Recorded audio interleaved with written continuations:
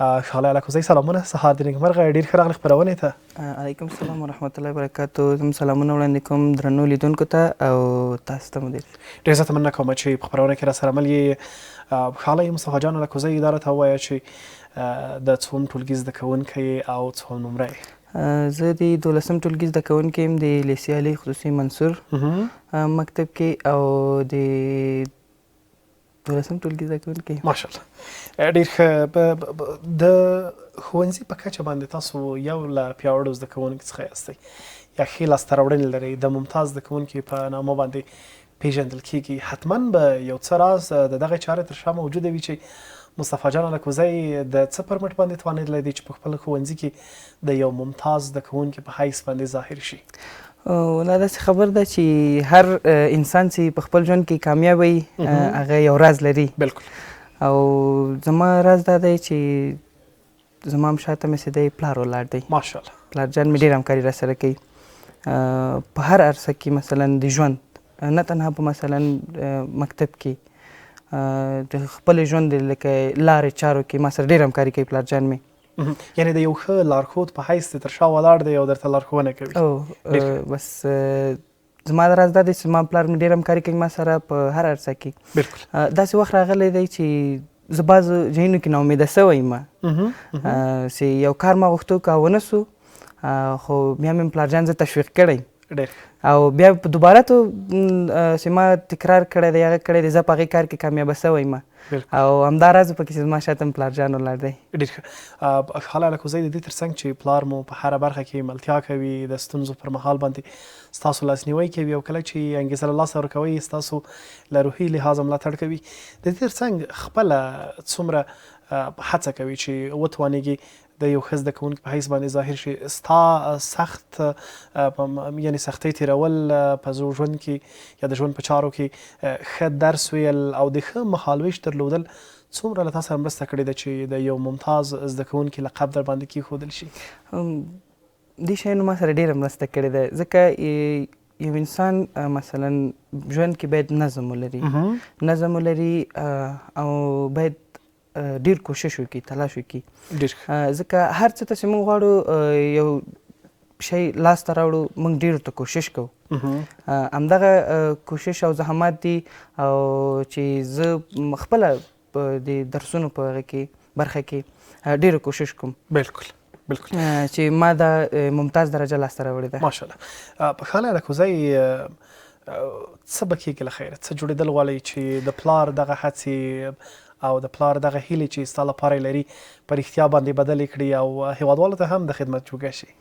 انشاءالله په خیر. بس پلار علم دا دی چې زه په آینده کې یو ډاکټر سم او زما هم خپل هدف دی چې په خیر سره یو داسې ډاکټر جوړ سم چې نه تنها د خپل ځان لپاره، حتی د پلار مې یو افتخار وګرځم او د خلکو ته همکاري ورکړم او څه رقم مې چې پلار ماته انګېزه راکوي او شاته مې ولاړ دی، دغسې زه غواړم چې په آینده کې نه تنها خپل مثلا ځان لپاره، خلکو لپاره، د ملت لپاره، د افغانستان ملت لپاره هم داسې یو انګېزه وګرځم چې هر څوک وګوري ما او کوشش وکړي چې ځان ما جي ته راورسوي په خیر آینده کې. انشاءالله موږ هم دعا کوو چې له خیره ښاغلی مصطفی الکوزی به د هیوادوالو لپاره تکړه طبیب او د انګېزې او کلکه او پیاوړې منبع وي. ښاغلی الکوزی د 12م ټولګي کې یاستئ، تقریبا په لږ تر لږه د یو کال یا څه کم ممکن ستاسو د کانکور ازموینې ته هم پاتې وي. آیا د کانکور ازموینې لپاره په چمتووالي باندې بوخت یاستئ؟ مټې دې رانغښتې دي چې د دغه سترې ازموینې لپاره چمتووالی ونیسئ او که نه؟ والله تر اوسه م شروع نه ده کړې ورته چمتووالي ته، خو د نږدې وخت کې له خیره سره موږ هم هوډ لرو چې امادګي ورته ونیسو، ځکه هر چیز ته لږ مخکې ویلي چې هر چیز ته غواړئ کامیابه اوسئ او اعلی درجه ویسئ، هغې ته به کوشش کوئ، مخکې له مخکې به امادګي لرئ. اوس همداسې زه م غواړم چې انشاءالله د را روان کال عمومي اول نمره به انشاءالله یم. له خیر انشاءالله چې مصطفی جان الکوزی به عمومي اول نمره وي، له موږ سره به مېلمه وي، واقعا زموږ لپاره به هم ویاړ وي. د محترم پلارجان لپاره به دې هم ویاړ وي، د ټول افغانستان لپاره به ویاړ وي. ښاغلی مصطفی جان، که دا درنه وپوښتمه چې تا وړاندې یوه ډېر جالبې نقطې ته اشاره وکړله، کله ناکله چې ناهیلی کېږي یا ماته خوري، پلار درته انګېزه درکوي، کله ناکله دې دا فکر کړی دی چې له ماتې څخه ډېر څه زده کېږي او تا له خپلو ماتو څخه څومره زده کړي دي چې بیا توانېدلی بریالی شي؟ دا خبره ډېره ښه ده چې هر څوک مثلا یو ماته وخوري ژوند کې هر څه ترې زده کوی سي. لکه ما خپله چې ماتې خوړلې ده په یو هغه کې ماتې څه زده کړي دي چې ما مثلا کوم ځای کې کوم کار ما اشتباه سوی مانه چې ما ماتې خوړلې ده، ما په هغې باندې بېرته کوشش کړی چې هغه اشتباه مې له منځه وړې ده، زه بیا کامیابه سوی یعنې خپلې منفي ټکي دې را پیدا کړي دي او په پیاوړتیا دې تبدیل کړي. منفي نقطې مې خپلې پیدا کړي دي او هغه منفي نقطې ما کوشش کړی بېرته په مثبتې تبدیلي کړي چې زه کامیاب سوی یم. ډېر ښه. ښاغلی الاکوزی، خپرونې ته دې راته ډالۍ راوړې ده او که نه؟ ډالۍ مې راوړې ده، زه شعرونو ته لږ علاقه لرم چې د احمدشاه بابا شعرونه دي او خصوصا مولانا شعرونه دي چې زما خوښ دي، چې یو شعر پکې زما خوښ ده. شعر خو یو که دی خو یو څو بیته به یې زه غواړم تاسو ته وړاندې کړم. ډېر ښه، اورو یې او خوند ترې اخلو. بسم الله الرحمن الرحیم. نه شعر عبارت دی چې مولانا وایي په دری ژبه کې دی. ډېر در مسجد و در کعبه به دنبال خدایم، از حس خدا در دلمان دور و جدایم. هم مسجد و هم کعبه و هم قبله بهانه است، دقت بکنی نور خدا داخل خانه است.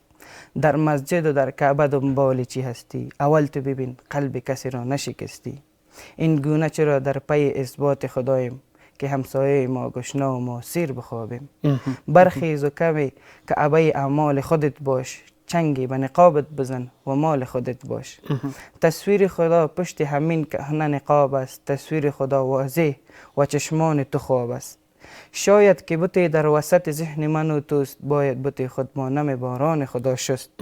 گویی که خدا در بدن و در تمنان هست، نزدیکتر از خون و رگ گردنمان هست. دا شعر دی کې یو ډېر مطلب پروت دی.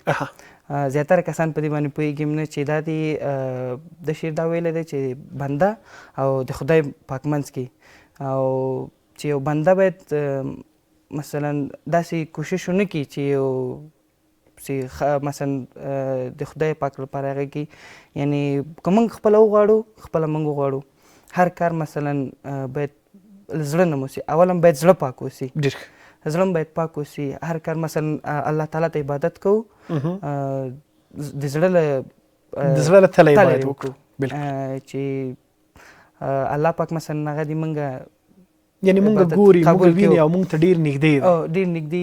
په همدغه هغه سره باید مثلا اوس وخت کې خلک نمایش او دې شیانو لپاره کوشش یو کار کوي، خو نه، باید مونږ هر کار سیده چېرته داسې راز ولرو چې د مونږ او د خدای پاک منځ کې اوسي. ډېر ښه. قهرمن هیوادوالو، یعنې موخه دا ده چې لکه څنګه چې د دغه شعر په وروستیو بیتونو کې تاسو واورېدل چې الله سبحانه وتعالی په زموږ او تاسو څخه د حبل الورید یا د شاهرک څخه ډېر نږدې دی. نو کله ناکله چې موږ تاسو د ژوند هره چاره ترسره کوو، باید الله تعالی حاضر او ناظر وګڼو، هر کار په اخلاص سره مخته بوځو او تل دا هڅه وکړو چې د نورو سره په اخلاص باندې همکاري او ملتیا وکړو، له رویا څخه، له کبر څخه، له غرور څخه ځانونه ډېر لرې وساتو. پاک او اخلاصمندانه زړه باندې که هره چاره ترسره کوئ، الله سبحانه وتعالی ویني، ګوري او تاسو ته به اجر او ثواب پرې درکوي. مصطفی جان الاکوزی، ډېره مننه کوم چې په خپرونه کې راسره وي او واقعا ډېر څه مو درنه زده کړل. هیله ده چې هیوادوالو به هم زده کړي وي درنه. راځئ ستاسو پیغام به د هیوادوالو لپاره ولرو. زما پیغام دا دی چې مخکې مې یادوري وکړه چې هر انسان غواړي یو څه هدف چې لري هغې ته ځان ورسوي، مخکې له مخکې باید هغې ته امادګي ولري، کوشش و تلاش وکړي. زیاتره انسانان دا دي مثلا چې خپل ژوند کې ماتې وخوري بیا کوشش نه کوي، خو دا غلط کار دی زما په نظر باندې. زه وایم چې یو انسان ماتې وخوري یا یو ځای کې ځان غواړي چې کوشش وکړي هغې ته ونه رسېږي، دا باید خپل منفي نقاط یا هغه اشتباهات وګوري چې ده ولې مثلا دې کار ته ونه رسېد یا ولې هغه هدف ته چې رسېده ونه رسېد. دا باید بېرته خپل لکه مخکې مې چې یاده کړه، منفي حرکات بېرته کوشش وکړي چې مثبتو ته یې وړي او بیا کوشش وکړي.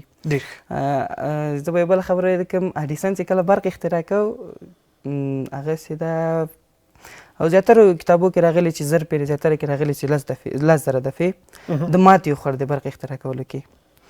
بیا دا چې یو ډېر ناامیده سوی و چې کله ناامیده سوی و دا یو غره ته تللی غره کې ناست و چې ګوري میږی خو به پېژنئ چې په دې کې ورته مورچه وایي دا میږی سره مثلا لږ غذا ده دا په دیوال باندې خیزي 100 دفعې د میږی پورته کېږي غورځېږي په اخر یو 100 بار باندې دا میږی خیزي.